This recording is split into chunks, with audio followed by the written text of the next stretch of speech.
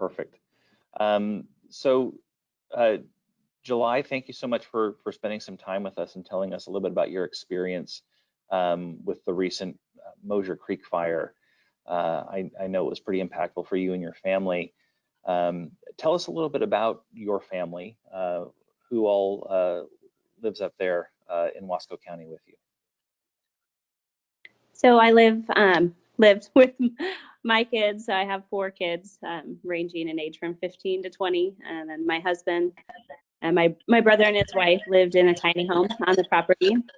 And then my parents, and they also did with my 88-year-old grandma. We all lived in the same property together.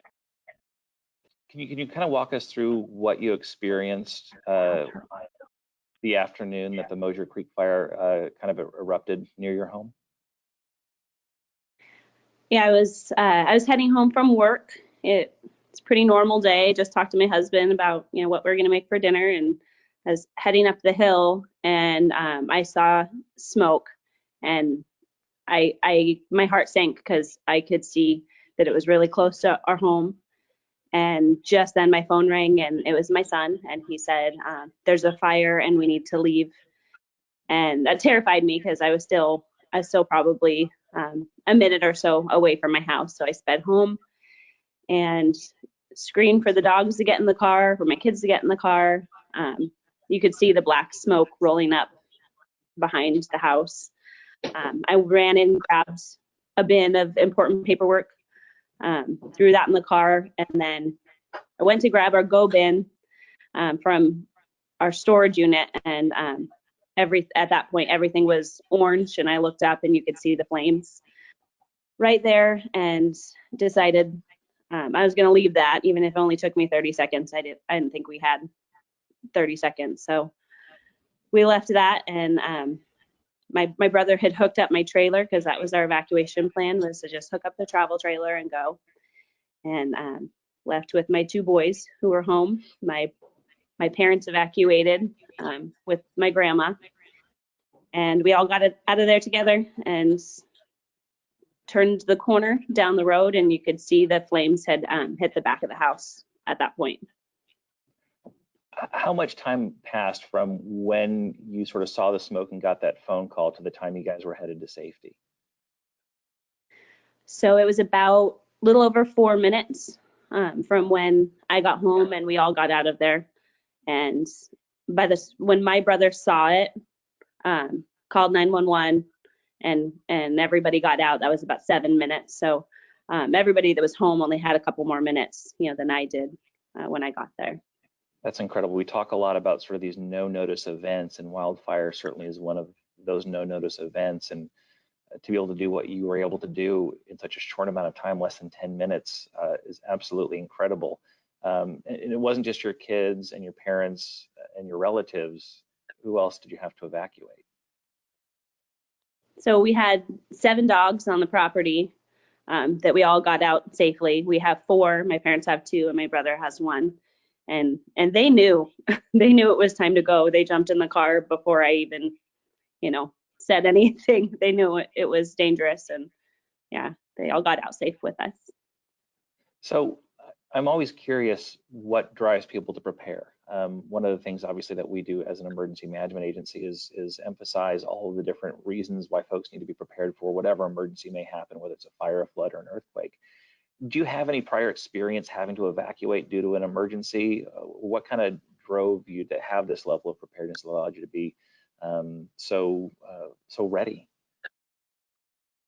We've never experienced anything, like this before, but it's always been, part of our family worship. Our congregation, our brothers and sisters in our congregation have always, encouraged us to be ready to, have things like a go bag or a go bin, just so we're prepared for something like that. And so over the years, we've practiced it together. We've talked about it, and put it into action with loading up the car and things like that, just so we're prepared for when something like that did happen. So July, tell us a little bit about kind of what the kids' role in preparing for a disaster was. You shared with us your one of your kids' bedrooms in your old place was on the third story, and there were limited ways to get out of a bedroom like that if there was an emergency. Talk through some of what your kids did to help prepare your family. They were always a full part of preparing when we talked about our evacuation plans. And then we put it into practice and action. My daughter's bedroom was on the third story at our last house. And if there was a fire, in the hallway, there's only one way for her to get out, and that's the window. And so we made sure that she knew how to use the fire ladder on her own, put it in the window, and crawl down it. And we had her do that. To practice multiple times to make sure that she knew how to get out of her room. So not just talking about the plan, but getting your kids involved and having them actually do it. So that's a memory that they have when something happens. They know what to do. Well, as a former firefighter, climbing out of a third-story window on a ladder would terrify me a little bit. So kudos to you and your daughter for practicing that. It's certainly not something you want to do for the first time during an emergency. So that's amazing.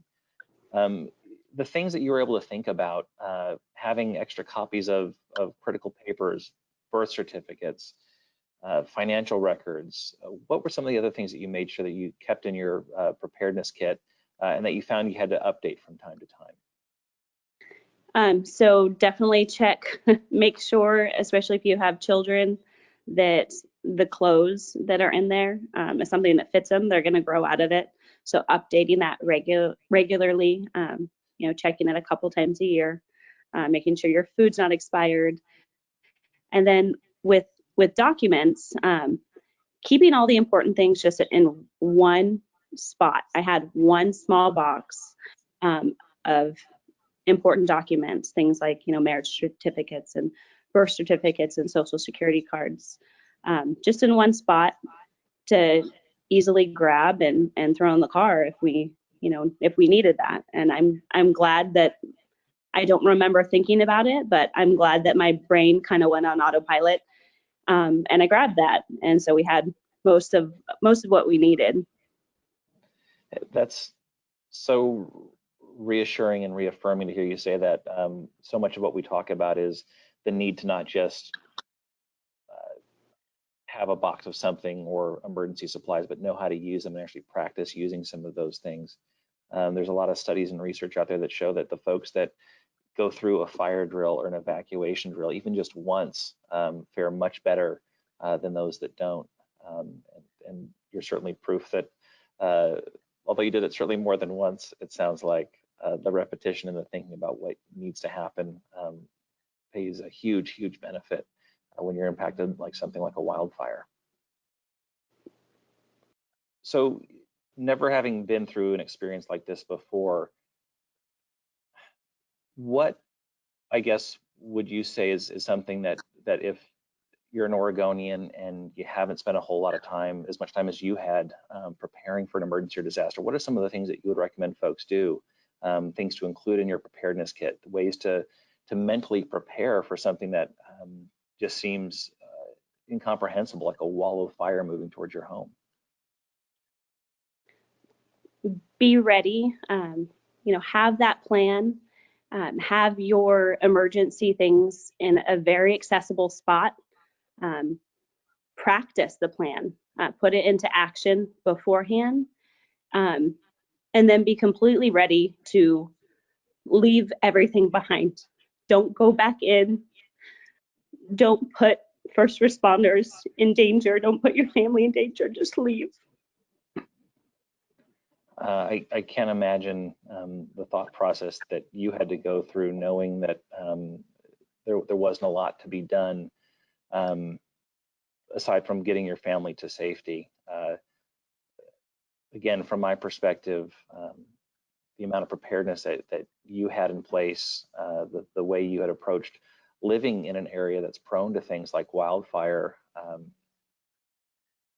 I'm so glad you're able to tell this story and not another story that we maybe would have had to have told had you not done everything that you did. Absolutely incredible. What else do you think you'd like to let folks know, just sort of about your experience Are there things that you need? What has the process been like for the last couple of weeks as you've sort of adjusted to this stage of having to determine if you're going to rebuild or what's going to happen? We're just at this point, we're extremely grateful that we're alive, that we're safe. Our our faith in people has been, it was never lost. People are amazing, but we've been so incredibly well taken care of by our friends and family and the community. Perfect strangers are stepping up to help us out. So we've been really taken care of, and we're just extremely grateful for everybody that's done that, and the firefighters that were battling that fire. They were there in time to save our neighbor's house, which was amazing. She has little kids and dogs herself, and yeah, they were able to save the house. So I'm just really grateful at this point. Oregon's such a beautiful place, but it does come with hazards, and being prepared for those hazards like you have been, I don't know another way to say it other than it just means the difference between being a survivor and being a disaster victim. It means a lot to me that you're willing to share your experience, the preparation you took, not just for your family, but your extended family, your pets, who are certainly part of the family.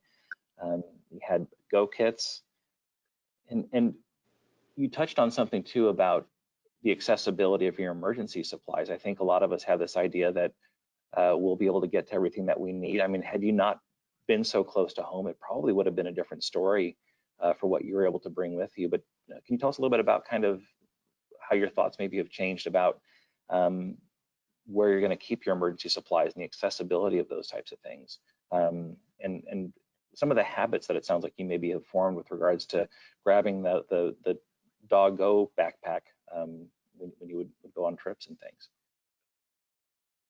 Yeah, absolutely. I mean, that's the accessibility that was too far away from my house. It was probably a good 50 feet, through another door that I didn't have time. So keeping that by the front door, or even having some backup in the car in the winter. I know, we keep some extra things like flashlights, blankets, and snacks, but year round, keeping something like that in the car in case you're not home.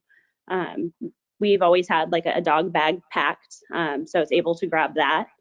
That was accessible and by the door. So we had some basics for the dogs as well for that night, at least. But being prepared for that emergency to happen when you're not at home is really important. Even keeping backups of documents, copies in other places in case you're not there.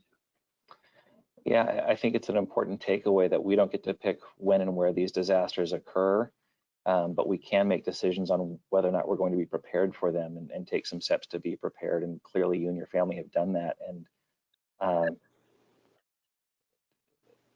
we look at preparedness, I think, a lot of times as sort of this abstract concept, something that maybe doesn't apply to us. It's something for other people to do.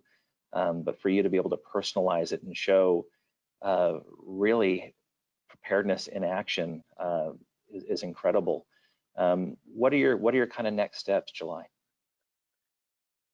Well, the goal is to get back up to the property at some point, clean up and rebuild with my parents and my brother and his wife.